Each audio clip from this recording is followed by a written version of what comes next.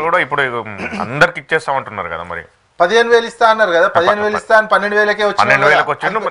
దాంతో ఏమైంది తెలుసా 15,000 అనేది మీరు ఎలక్షన్ మేనిఫెస్టోలో మాకు 60 సంవత్సరాల ఎక్స్పీరియన్స్ ఉంది, అనుభవం ఉంది, పాలనా అనుభవము, రాష్ట్ర అణువు రాష్ట్ర బడ్జెట్ గురించి తెలుసు అని చెప్పి మీరు 15,000 మీరు హామీ ఇచ్చారు, మేనిఫెస్టోలో పెట్టారు, డిక్లరేషన్ వరంగల్ డిక్లరేషన్ రాహుల్ గాంధీతో సహా చేశారు. దీంతో ఏమైంది తెలుసా ఒక ముఖ్యమంత్రి పట్ల విశ్వసనీయత పోయింది. ఒక రాజ్యాంగ వ్యవస్థ మీద ఉన్నటువంటి ప్రభుత్వం అంటేనే ఓ నమ్మకం విశ్వసనీయతని పునాది పెట్టిన బొందబెట్టినటువంటి సిచ్యువేషన్లోకి ఈ అంశం మీద ఒక ముఖ్యమంత్రి తీసుకుపోయిండు.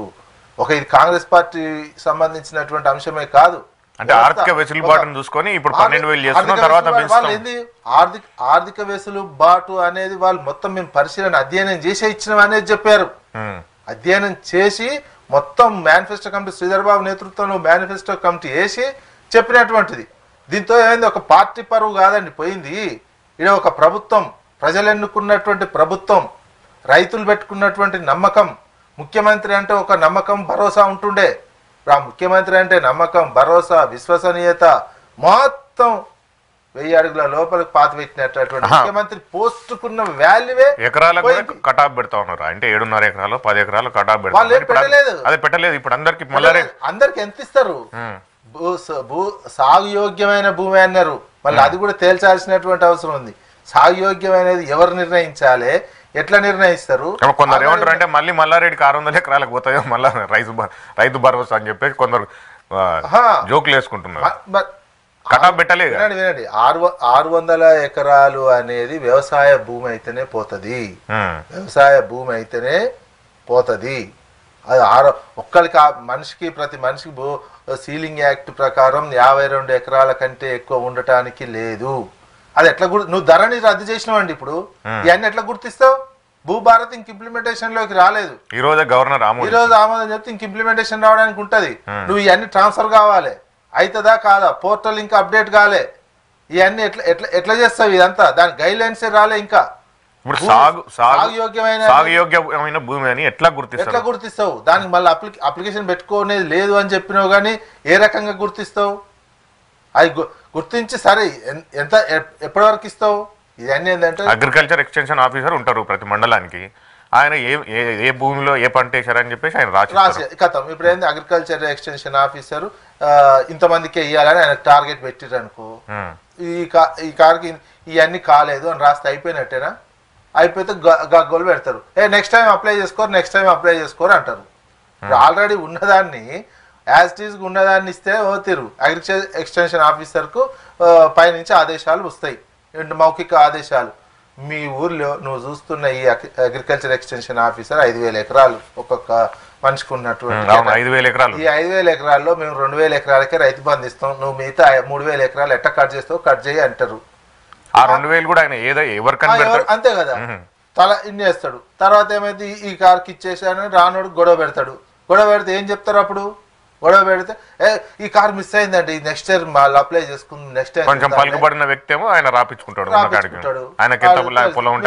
ఇది నెక్స్ట్ టైం చూద్దాంలే, నెక్స్ట్ టైం వచ్చేదాంటే నెక్స్ట్ భరోసా పెడదాం అని తప్పించుకుంటాడు. అంటే ఇది సరే అప్పుడు ప్రజలకు చెప్పుకొని ప్రజల ఆగ్రహానికి గురైతే ఎట్లుంటుందో తర్వాత తెలుస్తుంది. దీని ఉన్న సిస్టమ్ని పాడు చేసి ఈ కొత్త సిస్టమ్ తీసుకురావాల్సినటువంటి అవసరంలో ఈజీగా పోయేటువంటి దాన్ని కష్టాల్లోకి తెచ్చుకుంటున్నట్టు ప్రజలను ఇబ్బంది పెట్టేటువంటిది. రైతు భరోసాని పూర్తిగా తగ్గించడానికి, రైతు భరోసాని క్రమంగా ఎత్తేసేటువంటి లక్ష్యమే ఇందులో కనిపిస్తుంది. మీరు క్యాబినెట్ సబ్ కమిటీ రకరకాల సిఫార్సులు చేసింది, ఇవన్నీ చేసింది. అయినా చివరికి మళ్ళా ఇప్పుడు రైతు బంధు కిందనే లెక్క అనుకోవాలి. ఇది నువ్వు రైతు బంధు కిందనే లెక్క, కానీ ఇచ్చేది ధరని రద్దు చేసినావు. ధరని రద్దు చేసినటువంటి నేపథ్యంలో ఎట్లా గుర్తిస్తావు? ఎట్లా గుర్తించి సాగుయోగ్యమైనటువంటి భూమిది గుర్తించడంలో జరిగే అవకతవకల విషయంలో రేపు ప్రజల్లో ప్రశ్నలు వస్తాయి. దీన్ని ఏ రకంగా ప్రభుత్వం ఈ రోజు బట్టి గారు చెప్తున్నారు 8,400 కోట్లు రెడీ చేసి పెట్టినాం, రేపు జనవరి 26 తారీఖు నుంచి రైతు భరోసా పడిపోతుంది రైతులందరికీ అంటున్నారు. ఈ రోజు పడని ఏంటంటే 26వ తారీఖు నుంచి మొదలెట్టి మార్చి వరకు వేసేటట్టు కనిపిస్తుంది. గతంలో కూడా అట్నే వేసినటువంటిది ఏంటంటే అందులో మిగతా ఎట్లా తీసేస్తాడు, మిగతా తీసేసేటువంటి దాంట్లోనే సమస్య వస్తుంది. నువ్వు దాదాపు 15,000 నుంచి 12,000కి రావడం పెద్ద మాట తప్పిరు. 15,000 ఇస్తా అని చెప్పి నువ్వు ఆ 12,000కే వచ్చేసినావు. ఎకరానికి 6,000 ఇస్తున్నటువంటి సిచ్యువేషన్, అది పెద్ద మోసం, పెద్ద దగా. ఇది విశ్వసనీయతను ప్రశ్నార్థకం చేసిన ప్రభుత్వం మీద, ముఖ్యమంత్రి వ్యవస్థ మీద, ప్రభుత్వ వ్యవస్థ మీద, రాజ్యాంగం మీద ప్రమాణం చేసి చెప్పినటువంటి దాన్నే విశ్వాసం కోల్పోయినది, విశ్వసనీయత పోయినటువంటి నిర్ణయం. ఫస్టే అక్కడనే సగానికి ఎక్కువ దెబ్బ పడ్డది. రైతాంగంలో మాట ఇచ్చి తప్పినటువంటి దాంట్లో నెంబర్ 1 ఉంటుంది ఈ ప్లేస్, ఈ రైతు భరోసాకు సంబంధించి. దాంతో వీళ్ళ మీద విశ్వసనీయత, నమ్మకం, భరోసా ఏది అన్నీ తుడిచిపెట్టుకపోయినాయి. ఒక్కటి కూడా ఇక నమ్మలేనటువంటి సిచ్యువేషన్కు. ఏది బోనస్ అంటే కొంచెం అటో ఇటో అయింది. బోనస్ కూడా ఏంది, అన్ని ఓట్లకు ఇస్తామని సన్నోట్ల కాడికే వచ్చిర్రు. సన్నోట్ల కూడా రకరకాలు, అవి కూడా ఏంది కోత కోసినాక సగం మిల్లులకు పోయినాకనే ఇచ్చినటువంటి సిచ్యువేషన్ కొట్టింది. అది కూడా మిల్లులకు పోయేటట్టే చేసారు, రైతాంగానికి దెబ్బకొట్టి. మళ్ళీ మిగతా పెన్షన్లు ఇంతవరకు పెంచలేదు. అప్పుకు సంబంధించి రుణమాఫీకి సంబంధించినటువంటిది సగం సగమే అయింది. ఎమ్మెల్యేలే మాది 70%, 60% అయినాయని అసెంబ్లీలో చెప్తున్నటువంటిది కనిపించింది. ఈ దెబ్బకు దీంతో సగం విశ్వసనీయత దెబ్బ తిట్టుడు మొదలు పెట్టినటువంటిది. రైతు భరోసాతోటి ఏ మాత్రం ప్రభుత్వం మీద, ముఖ్యమంత్రి మీద విశ్వసనీయత, విశ్వాసం, నమ్మకం పూర్తిగా ప్రజల్లో కోల్పోయారు.